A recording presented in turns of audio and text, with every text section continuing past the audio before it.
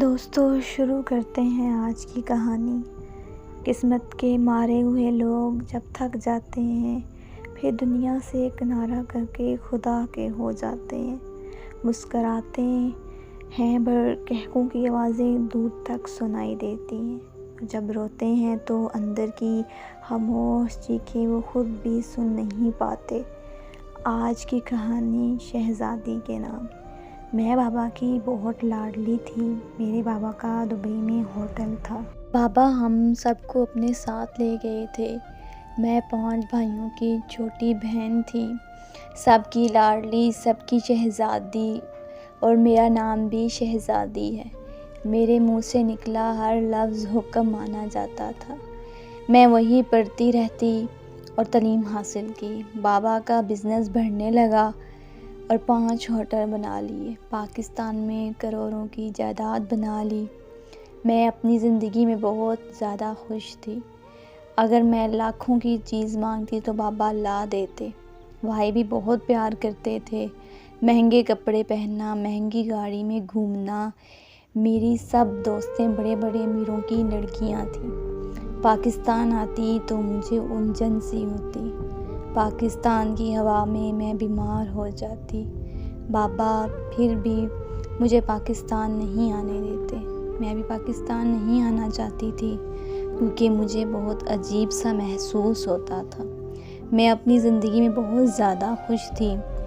اپنی ہی دنیا میں گم، پارلر جانا، خود کی کیئر کرنا، خود کو سنوارنا۔ میں شہزادی، کسی شہزادی کی مانند۔ پھر یوں ہوا کہ ایک جھونکا آیا اور سب کچھ بدل گیا۔ میری زندگی پہ قیامت نازل ہوئی۔ میرے خوابوں کی تعبیر دردناک ثابت ہوئی۔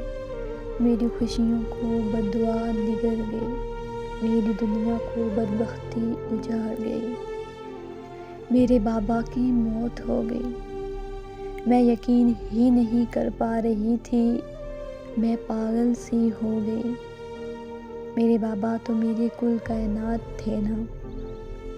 بابا کے بعد مجھے رشتوں اور زمانے کے اثر رنگ نظر آئے۔ بابا وصیت لکھ گئے تھے۔ ساری جائیداد بھائیوں کے نام کر گئے تھے۔ میرے نام کچھ پیسے بینک میں رکھوا گئے تھے۔ میرے وقت کی ایسی ہوا چلی، میرا اور میری امی کا ویزا ختم ہو گیا۔ بھائیوں نے ہم سے منہ موڑ لیا۔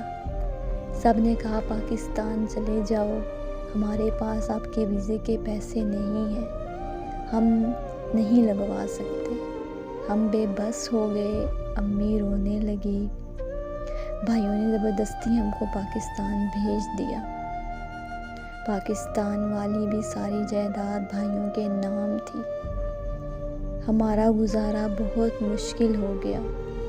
بھائیوں نے رابطہ ختم کر دیا اور امی نے میرے سامنے ہاتھ جوڑے اور مجھے شادی کے لیے راضی کیا، جانتے ہوئے بھی کہ دبئی میں پڑھی لکھی لڑکی، شہزادی سی زندگی گزارنے والی میری پھپھو کے بیٹے سے میری شادی کروا دی۔ وہ جو بالکل ان پڑھ تھا، وہ اس کی سوچ کے مطابق عورت پاؤں کی جوتی ہوتی ہے، اور اس نے یہ ثابت بھی کیا۔ مجھے کچن میں کھڑا کیا اور کہا گیا کہ کھانا بناؤ۔ میں نے بتایا میں نے زندگی میں کبھی کھانا نہیں بنایا۔ مجھے گالیاں دی گئی، مجھے برا بھلا کہا گیا۔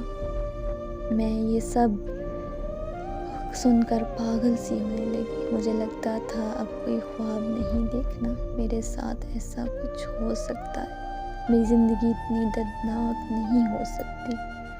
پھپھو نے کہا میں سکھاتی ہوں کھانا بنانا۔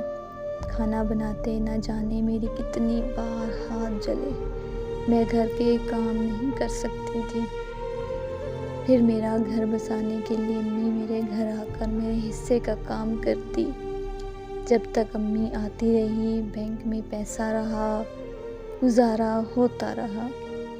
بینک سے پیسے ختم ہو گئے، میرا شوہر مجھ پہ زہر اگلنے لگا اور میرے دکھ دیکھ کر امی بھی مجھے چھوڑ گئی۔ اب دنیا میں میرا کوئی ہمدرد نہ رہا، میں پاگل سی ہو گئی، میں اپنی ہوش کھو بیٹھی اور پھر مجھے طلاق ہو گئی۔ بالکل تنہا ہو کے رہ گئی۔ میں چیخ چیخ کر رونے لگی، بابا کو آواز دیتی، بابا آپ کی لاڈلی کا حال دیکھو، کیا حال کر دیا لوگوں نے۔ میں زندگی سے تھک گئی تھی، خودکشی کی ہمت نہیں تھی۔ بھائی کو دبئی فون کیا تو بھائی نے بس اتنا کہا کہ میں مصروف ہوں، بعد میں بات کروں گا۔ حالات سے ستائی ہوئی ابو کے ایک دوست کو میں جانتی تھی، میں ان کے پاس چلی گئی، انہوں نے میرا بہت ساتھ دیا۔ میں ایک اسکول میں ٹیچنگ کرنے لگی، میں خوش ہو گئی تھی، میرے ساتھ قسمت نے جو کھیل کھیلا تھا آخر یہ سب تو ہونا ہی تھا۔ پھر میری ملاقات کاشف سے ہوئی، جو اسکول میں نئے ٹیچر آئے تھے۔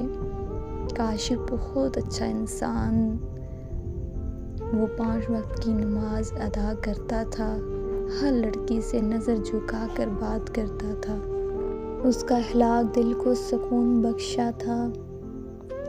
پھر کاشف کو میری حقیقت کا پتہ چلا۔ کچھ دن بعد کاشف کی امی ابو میرے گھر آئے اور میرے رشتے کی بات کی۔ انکل نے مجھے بلایا اور پوچھا گیا میری رائے کیا ہے۔ میں اب کہاں کسی پہ یقین کرنے والی تھی، میں نے انکار کر دیا۔ کچھ دن گزرے، انکل نے بہت سمجھایا، میں بھی مجبور ہو گئی۔ کاشف سے آج میرا نکاح ہو گیا۔ کاشف کا ہاتھ تھام کر مجھے محسوس ہوا سب مرد ایک جیسے بھی نہیں ہوتے۔ کاشف بہت اچھا لڑکا ہے، اس نے رفتہ رفتہ میرے سب غم مٹا دیے۔ میں یقین ہی نہیں کر سکتی، زندگی پھر سے مجھے تھام لے گئی۔ آج اللہ پاک نے ہم کو 2 بیٹے اور 2 بیٹیاں عطا کی ہیں۔ میں ہاری ہوئی زندہ لاش کو کاشف نے تھام کر زندگی عطا کی۔